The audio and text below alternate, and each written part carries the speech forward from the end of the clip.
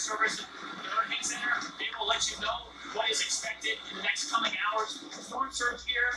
And it's only going to get worse. At this point, could be up to 1 to 2 feet around this area. If you're along the shoreline, Hurricane is really bad. It's going to get worse. Follow the direction of the National Weather Service and listen to their reports, and they will give you the best information available. All right, thank you so much, Brent. I appreciate it. Thank you.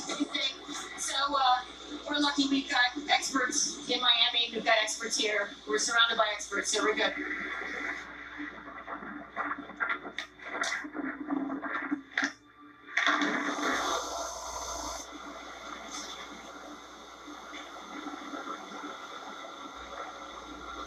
Damn, it's getting worse out there.